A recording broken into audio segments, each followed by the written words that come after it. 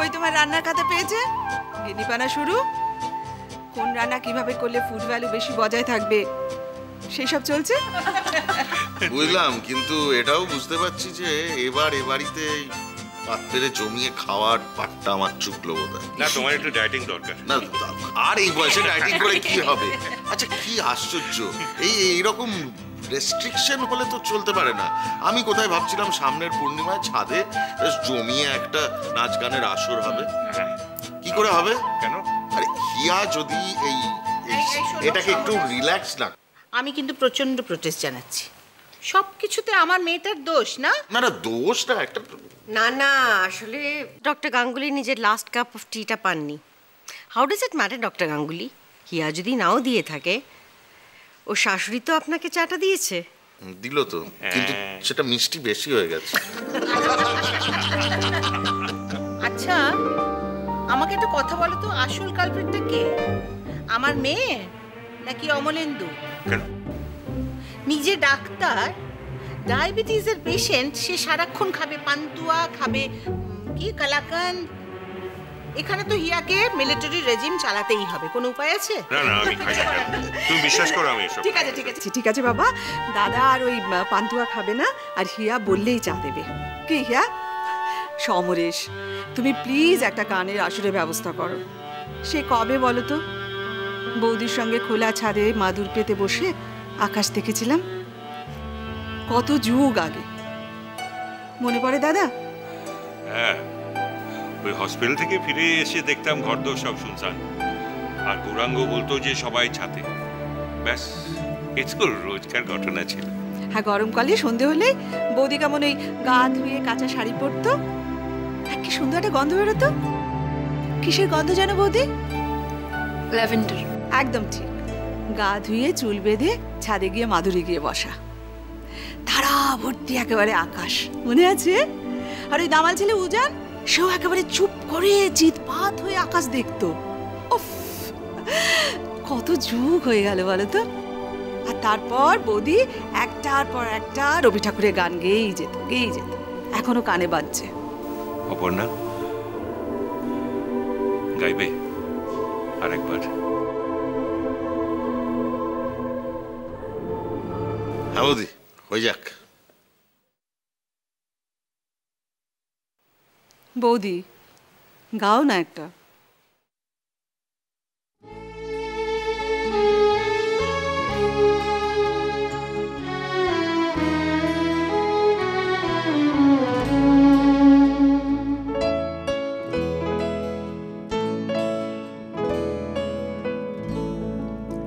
মধুর তোমার শেষ যে না পাই, ও গো মধুর তোমার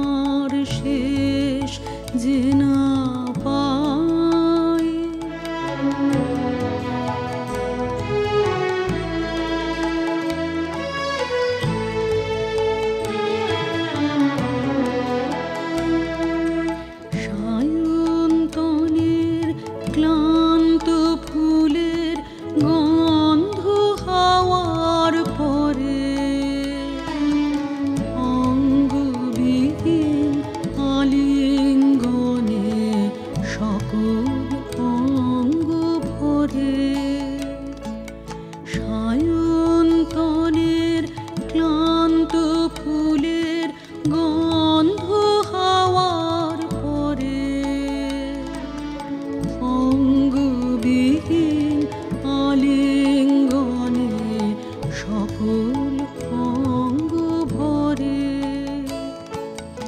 এই গধূলির ধূসরে মায় শ্যামল ধরার সীমায় সীমায় এই গধূলির ধূসরে মায় শ্যামল ধরার সীমায় সীমায় শুনি বনে বনান্তরে বনান্তরে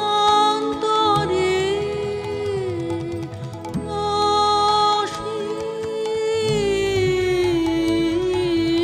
গানের রেশ মধুর তোমার শেষ যে না পাই ওগো মধুর তোমার শেষ যে না পাই।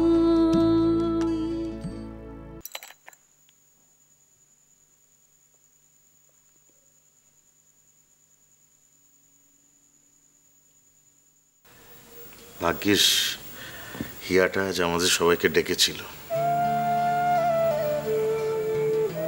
থ্যাংক ইউ হিয়া। সত্যি আমরা সবাই অপর্ণাকে চিনতাম, ভালোবাসতাম নিজের মতন করে। আজকে সবাই মিলে এক জায়গায় না হলে জানতেই পারতাম না অপর্ণার আরো কতগুলো দিক আছে। কেন এবার কেন বলছো ভালোবাসতাম? আমরা তো এখনো অপর্ণাকে ভালোবাসি, বাসি না? তোমার মনে হচ্ছে না আমাদের সকলের মধ্যেই অপর্ণা এখানেই রয়েছে? উজানটা এখনো এলো না। হ্যাঁ তাই তো, ছেলেটা কোথায় গেল বলো তো, একটা ফোন করে দেখো না। আমি একবার চেষ্টা করব। সেই জেদ, সেই এক গোয়েমি। থাক না বাবা, আজকে আর এসব কথা বলতে হবে না।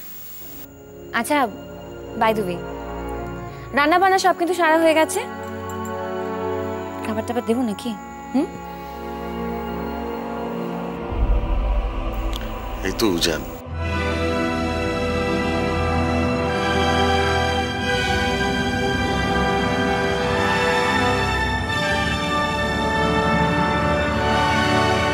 এসো এসো, তোমার কথাই হচ্ছিল। কোথায় ছিলে উজান? এসো বসো, জয়নাস। এই দেখো না, এতক্ষণ আমরা সবাই অপর্ণার কথা বলছিলাম, কি যে ভালো লাগছিল। অপর্ণার সঙ্গে কত রকম ছোটখাটো সমস্ত ইনসিডেন্টস, প্রত্যেকের কিরকম আলাদা আলাদা ইমোশনস, তাই না? মনে হচ্ছিল যেন অপর্ণা আমাদের সঙ্গেই আছে। তোমারও ভালো লাগতো দেখতে বৌদির কত দিক, তুমিও হয়তো জানো না। আমার মায়ের সম্বন্ধে কোনো কথা বাইরে কারো কাছ থেকে জানার দরকার নেই।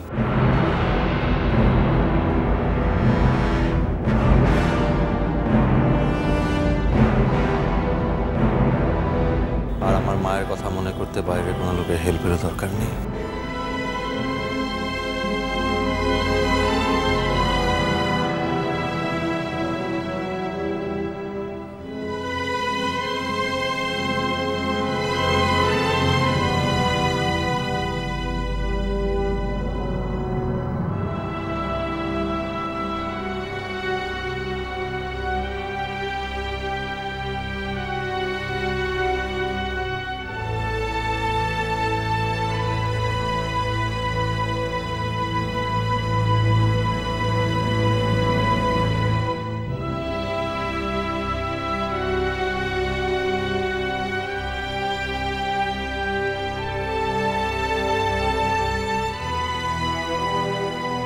উজান, you know what your problem is?